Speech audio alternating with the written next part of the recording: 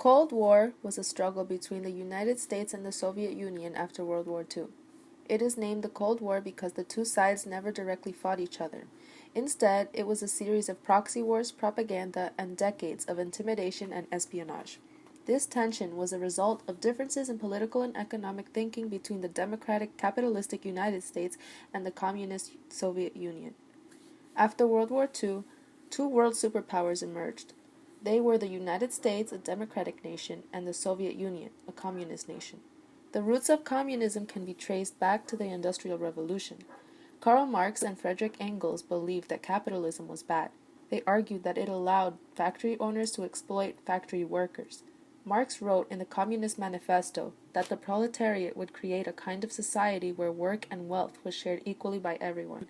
Marx's ideas eventually became the foundation of the Soviet Union's government. After World War II, the Soviet Union took over the small nations of Eastern Europe and turned them into communist satellites, or nations that were dominated by the Soviet Union. In a famous speech, Winston Churchill named the imaginary line dividing the democratic countries of Western Europe from the communist countries of Eastern Europe the Iron Curtain. President Truman feared the domino effect, the idea that if one country fell to communism, the nations around it would begin to fall. And so the United States adopted the policy of containment to stop the spread of communism. Two examples of containment were the Truman Doctrine and the Marshall Plan. In March 1947, President Truman enacted the policy known as the Truman Doctrine, in which the U.S. gave $400 million in economic and military aid to Greece and Turkey to help them defeat communist groups within their countries. The Truman Doctrine is viewed by many as the official declaration of the Cold War. The Marshall Plan of 1947 was a massive economic aid package designed to strengthen democratic governments and lessen the appeal of communism. Germany had been devastated by World War II, both physically and economically. The victorious Allies divided it into democratic Western Germany and Soviet-controlled Eastern Germany. The Berlin Wall was built by the communists around the city of West Berlin to prevent people in East Germany from fleeing to West. In 1948, Stalin hoped to drive Western powers out of Berlin by putting a blockade on West Berlin. As a result, the United States, Britain, and France successfully flew in supplies to the people of West Berlin for 11 months in an event called the Berlin Airlift. Alliances were established as a result of the growing division between the East and the West. After the Berlin Airlift, the U.S., Canada, and Western European countries formed the NATO alliance, which stood for the North Atlantic Treaty Organization.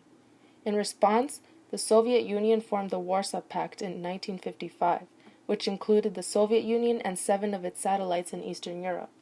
These defensive alliances promised mutual military cooperation if any member was ever attacked. Meanwhile, in Southeast Asia, newly independent nations, including Vietnam and Cambodia, became Cold War battle sites as they dealt with communist takeovers. The U.S. supported the South Vietnamese government, while Ho Chi Minh, leader of Communist North Vietnam, supported the Viet Cong. The Viet Cong were the communist rebels trying to overthrow the South's government. The Vietnam War lasted from 1959 to 1975, and even with the U.S. support, South Vietnam could not defeat the communist forces. Anti-war views back home forced President Nixon to withdraw American forces, and in 1975, Vietnam was reunited under communist control. Over in Cambodia, communist guerrillas known as the Khmer Rouge took control of the government in 1969. Under the leadership of Pol Pot, the Khmer Rouge began a reign of terror to remove its Western influence. More than 1 million Cambodians were slaughtered in what was known as the Killing Fields, resulting in one of the largest genocides of the Cold War. With the support of the huge peasant population of China, the Communist Party, under the leadership of Mao Zedong, set up the People's Republic of China in 1949 with financial support from the Soviet Union. Mao set up a one-party dictatorship that denied people basic rights and freedoms. Mao's program, the Great Leap Forward of 1958, created communes and attempted to increase industrial output. This program resulted in failure, 2 years of hunger, and low production. During the Korean War of 1950 to 1953, U.S. troops and UN forces fought with Korean forces to defend South Korea from a North Korean invasion. In 1953, an armistice was settled, dividing Korea along a demilitarized zone at the 38th parallel. Back in the West, Cuba was under the control of Fulgencio Batista, whose government was repressive and corrupt. When a young lawyer by the name of Fidel Castro gained victory in 1959 after the Cuban Revolution, he nationalized foreign-owned industries and turned to the Soviet Union for economic and military support. In 1961, the U.S. helped Cuban exiles invade Cuba at the Bay of Pigs. However, the invading forces were quickly crushed. The failure of the Bay of Pigs invasion hurt President Kennedy's image, and the incident angered Castro, who then sought closer ties with the Soviet Union.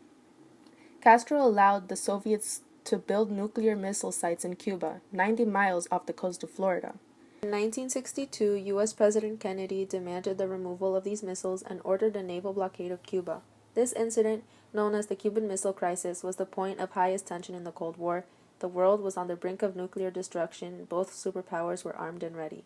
Thankfully, the destruction was evaded when the Soviet leader Nikita Khrushchev agreed to remove the missiles in exchange for a pledge that the U.S. would not invade Cuba. Mikhail Gorbachev, coming to power in 1985, signaled the beginning of the end for the Soviet Union. He implemented the policies of perestroika and glasnost, policies that ended censorship, allowed democratic ideas, and allowed some free market reforms. His policies contributed to the breakup of the USSR and the formation of new countries, such as Kazakhstan, Georgia, and Estonia. The Soviet Union ceased to exist. East Germans wanted to share the prosperity and freedom enjoyed by West Germans, and in November 1989, the Berlin Wall was torn down. This historic event signaled the close of the Cold War.